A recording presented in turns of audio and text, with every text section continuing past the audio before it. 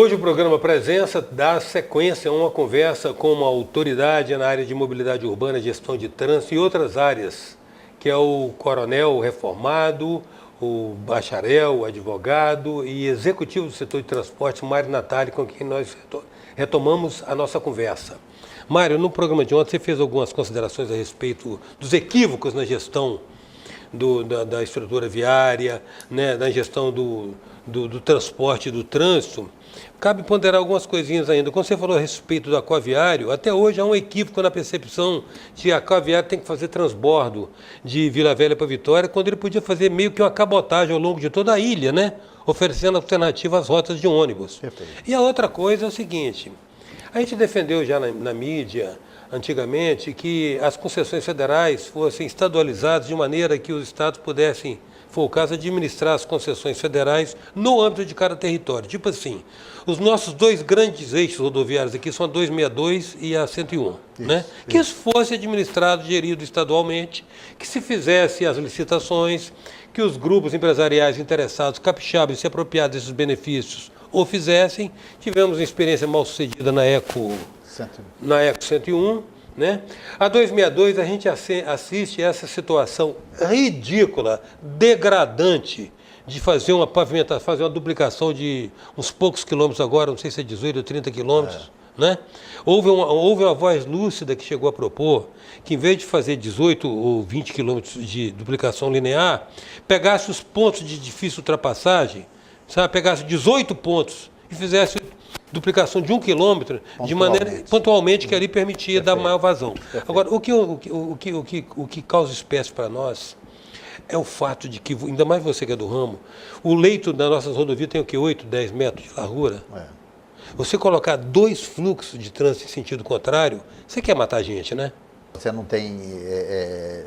praticamente seu escape é nenhum, porque o acostamento muitas vezes ele é desnivelado. Isso, você corre o risco de capotar se descer para ele. Nem sempre a sinalização também acompanha da segurança. A sinalização, inclusive viária, ela precisa ser preventiva. Você pega muitas vezes, Eustáquio, pega sinalização que muitas vezes nem refletância tem. Refletância é algo que você coloca sobre a simbologia da placa, para que, obviamente, o farol, ele permita você longe vislumbrar um problema. E você, muitas vezes, analisa ao longo de vias estaduais, mesmo rodovias federais, nós temos uma falta, uma ausência de sinalização, que isso é fundamental. Analisa uma coisa, não vamos muito longe, pega o contorno de Vitória. Sai de Viana, vai até Carapina.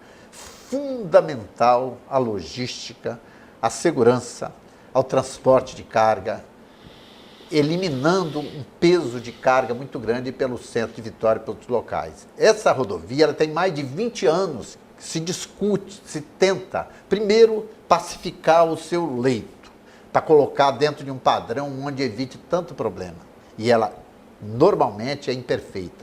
A sinalização é ruim. A iluminação do contorno, a prefeitura de Cariacica, até no trecho dela fez e foi roubada, infelizmente, isso é outra verdade, agora a Serra complementou outro pedaço, mas analisa você que quem passa por ali são pessoas que não convivem com o Espírito Santo, que deveriam ter um mínimo de confiabilidade em passar, segurança para passar ali. Aquilo ali é um cenário de morte, de dificuldade, agora a Eco 101 está resolvendo, está assumindo para tentar recompor aquela verdade ali. Porque isso é um problema grave. Nós temos problema de Conha, que você falou recentemente, e agora se acertou o problema do contorno, mas a 262 ela é muito grave, porque ela é muito mais sinuosa do que a 101. Muito mais sinuosa do que a 101. E aí você fica pensando, poxa, não é só carga não, nós temos todo o turismo que vem de Minas Gerais para cá. Não é? São vidas humanas que se deslocam. E não adianta pensar em fazer grandes trechos, porque realmente engenharia cara. Eu concordo com você que nós devemos trabalhar de forma pontual, muitas vezes fazendo a terceira pista, em onde pode fazê-la de forma mais rápida, mas oportunizar a esse trânsito ele poder fluir. Esse povo que tem vida e quer utilizar-se muitas vezes das montanhas de forma tão bonita como tem uma dificuldade grande de deslocamento, porque falta uma estrutura mínima nessa rodovia 262 para poder prover um trânsito minimamente decente e capaz de dar fluidez a essa demanda que cresce muito no Estado. Então, eu acho que isso é muito sério, tem que ser analisado, discutido. Se a primeira 101 já está em concessão, são 453 quilômetros a cargo da Eco 101, a 262 precisa de um tratamento e, graças a Deus, parece que está vindo aí alguma coisa do próprio poder público. Eu acho que tem que lutar, sim. Eu vejo o governador Casagrande tentando lutar para colocar isso em vigor. Eu vejo, vamos dizer assim, ensaios para que nós tenhamos, inclusive, uma ferrovia, a F-118, ligando Vitória a Anchieta, porque todo mundo sabe que com a perda da Samarco nós pegamos 5,8% do nosso PIB. 5,8% do PIB. E claro que nós temos vida humana que foram ceifadas, tem irresponsabilidade, tem crimes homéricos ambientais. Mas o Espírito Santo tem sofrido muito com essa perda. E eu acho que é urgente que se pense claramente em tendo condições de funcionar com aquela cavaçuda alegria, que aliás você conhece, a gente poder ter condições de ter a Samarco funcionando. Nós temos uma capacidade grande de portos, Eustáquio, né? Próprio Porto de Ubu, nós temos tantos portos, Portocel tentando aumentar a sua capacidade. Nós precisamos deixar de ser refém de um porto pequeno chamado Porto de Capuaba para os contêineres. Isso não existe. Nós temos uma logística ruim, uma logística marítima ruim, porque a estrutura do Porto de Capuaba ele é incompatível de Vila Velha, aquela região ali, de Capuaba, é incompatível para a demanda. Nós temos o resto da carga vem para o Espírito Santo. Nós precisamos de navios maiores, de 37 de boca e não 32 de boca. Somos os navios pós-Panamá, que tem dificuldade de entrar na Baía de Vitória. Mas pode perfeitamente ir para Portocel, para a Cruz, para Ubu e para outros terminais aí. E a gente receber passageiro aqui no canal, né? Receber passageiro, Porto de Vitória, passageiro. Fazer turismo. Porque eu acho que se gastou tanto no Porto de Vitória, né? Um porto de muitos anos, gastou-se mais de 500 milhões em sinalização, derrocagem e dragagem. Funciona. Mas poderia ser melhor, ou nós precisamos buscar um porto que não precisa de ser de água profunda, não. É bastante que seja mais de que 12 a 14 metros resolve o nosso problema. Isso atravanca a economia, cria problema para a logística. E logística é uma lógica, você tem da fabricação à entrega, tem que ter prazo para cumprir. A ausência desse dispositivo, desse mecanismo, cria um problema grave, aumentando inclusive o valor e trazendo prejuízo para o usuário final, que é o povo. A presença hoje é de Mário Natália, a gente volta já.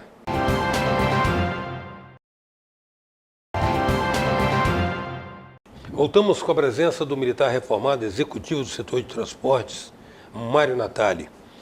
Mário, você discorreu amplamente nos 3 blocos dessa conversa nossa no dia de ontem e hoje sobre a identificação das falhas da concepção na formulação de logística de transporte, de gestão de trânsito. Agora, você tem uma longa história como um funcionário público, como uma pessoa que muitas vezes para o cidadão você foi a face do setor público, você apresentava para ele. Como é que você vê essa avaliação dessa pouca entrega que o Estado faz para nós, sociedade, do tanto que a gente paga de imposto? Pois é, eu entendo o seguinte, o Estado, ele tem as suas dificuldades, porque o Estado, eu analiso a estrutura estatal como a figura de um elefante.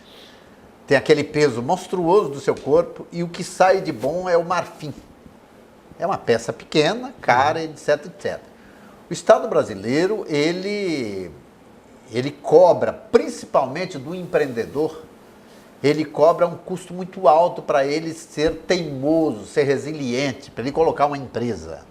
Uma empresa que ele coloca o nome dele, a família dele, coloca bens pessoais para poder prover um sonho de algo que poderia ser bem materializado, porque o custo do Brasil é elevado. Nós temos dificuldade de licenciamento, nós temos dificuldade de compreensão e de fala entre o setor público e privado.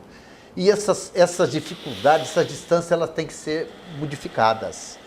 Eu estou muito animado e vou me permitir citar o nome de uma pessoa com o nosso secretário da Fazenda, Rogélio Pegoretti. Me desculpe falar. Esse rapaz tem me impressionado muito pela simplicidade dele, a forma de lidar com os problemas tributários, onde ele quer ouvir, quer conversar, etc. Isso é tão bom você ver um jovem que parece inteligente, muito inteligente, tentando oportunizar condições para que o empresário possa fluir a sua capacidade de gestão de negócio. Eu estou falando em nível de Estado. O Estado ele precisa ser menos complicado, em todos os níveis, né? Em todos os níveis. O Estado é pesado. Agora, nós precisamos compreender também que é muito fácil você cobrar do Estado. O Estado tem obrigações, ele tem rédeas que o seguram. Ele tem obrigações legais. Você, enquanto ente público, só pode fazer o que a lei determina que faça. Enquanto privado, você pode fazer tudo que a lei não proíba que você faça. E o administrador tem essa dificuldade, né? Esse engessamento. Engessamento, uma lei de licitação horrível, horrível. Nivela tudo por baixo. Ela praticamente já diz, você é bandido, mas essa lei de licitação é extremamente pesada. 8666. Complicada, é 866. Famosa. Nós temos tantos outros casos. O administrador público, ele sabe que tem um tribunal perante ele tem um tribunal de contas cobrando. Estou falando isso que eu passei por isso durante alguns anos, tendo que me justificar para não ser multado. Por coisa simples, Porque você também não pode pegar o administrador público e transformá-lo em bandido, porque ele teve a coragem de assumir um cargo público. Não, são agentes públicos que merecem todo o respeito. Então, me preocupa muito essa visão de Estado, ela precisa ser simplificada.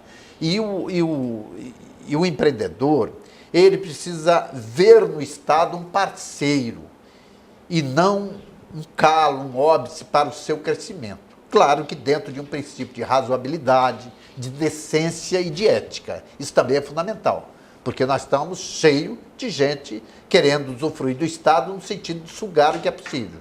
Nós temos história no próprio Estado aí que nos deixaram informações. Você vê, o Fundap é tão criticado, né? Muitas vezes as pessoas se instalaram aí, muitas empresas se instalaram no Espírito Santo e não deram sequência. Por quê? Deu 40 anos, durante 40 anos, não conseguiu tocar adiante um projeto que poderia ser tocado. Então, são coisas a discutir. Então, eu penso que o Estado precisa entender o seu papel de ferramenta, de acessório e não principal, para que a estrutura, o empreendedor, a sociedade, ela possa fluir sua vida. Agora, é difícil ser Estado. Você pega uma segurança pública que é um estado de espírito. Segurança pública é você estar ou não seguro. É uma coisa extremamente intangível. Como é que você vai lidar com isso? Você pega educação, que é extremamente difícil, saúde. São coisas que têm que ser discutidas profundamente. Eu tenho muita esperança que esse país ele traga para os nossos filhos e nossos netos um grau de sobrevivência ou de esperança muito maior do que nós vivemos até hoje, porque está muito ruim, muito preocupante isso. E eu quero fazer parte da história construtiva desse país, mesmo que de uma forma extremamente humilde, mas eu quero ser peça dessa construção e nunca de uma forma triste e destrutiva. Eu acho que esse é o papel da gente enquanto ser humano, enquanto cristão, enquanto agente público.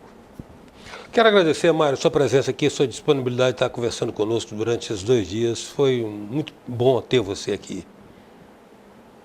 Obrigado, o prazer foi muito grande, a oportunidade de ouro de eu falar um pouquinho enquanto ser humano, enquanto gente, e dizer de coração o que eu sinto, essa é a verdade. Hoje a presença ele é coronel reformado, alta patente da Polícia Militar do Espírito Santo, executivo do setor de transporte, da área de transporte, advogado também, e uma figura humana que os que o conhecem de perto sabem, podem dar esse testemunho da sua grandeza. Mário Natali foi a nossa presença.